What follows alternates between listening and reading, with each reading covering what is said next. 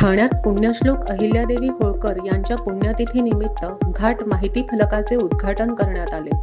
मासुंदा तलाव जांभळी नाका येथे झालेल्या या कार्यक्रमात आमदार निरंजन डावखरे यांच्या आमदार निधीतून उभारण्यात आलेल्या भव्य माहिती फलकाचे उद्घाटन करण्यात आले। धनगर प्रतिष्ठान ठाणे जिल्ह्याच्या वतीने या कार्यक्रमाचे आयोजन करण्यात आले।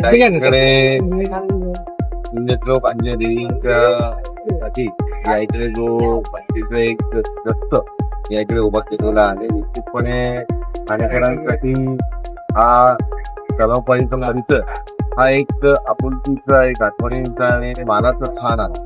त्या तिकडे निश्चितपणे आपण बघतो की वर्षातनं दोन्ही वेळा समाजातली आणि वेगवेगळ्या घटकातली लोक आवर्जून या इकडे अभिवादन करण्यासाठी येत असतात। हे स्थान त्याचपणाने अतिशय महत्वाचं आहे।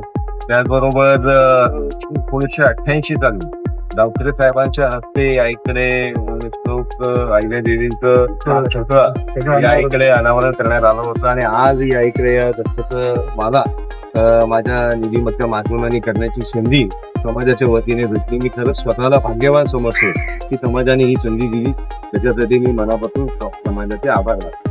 तर आपल्या माध्यमातून थोड पुस्तकांच्या माहिती व्हावी यासाठी ठिकठिकाणी आपण हे कामं करतात, काय सांगायला?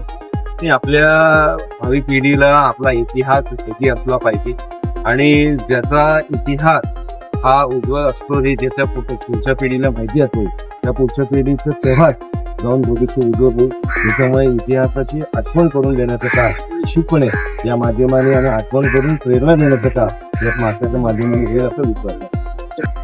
या घाटाच्या विकासासाठी जे जे समाज मार्गदर्शन करेल त्या पद्धतीने पुढे विकास निश्चितपणे होईल आणि समाजाच्या मागणीच्या अनुसार आता विकास।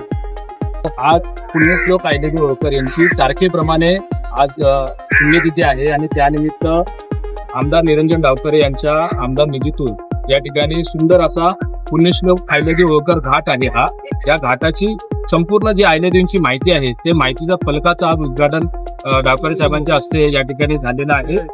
खऱ्या अर्थाने हे जो फलक लावलेला आहे त्यामुळे आता इथे येणारे जे नागरिक आहेत त्याचबरोबर जी काही भावी पिढी आहे त्यांना या अहिल्यादेवी होळकर काय आहे त्याची माहिती या फलकामुळे मिळेल।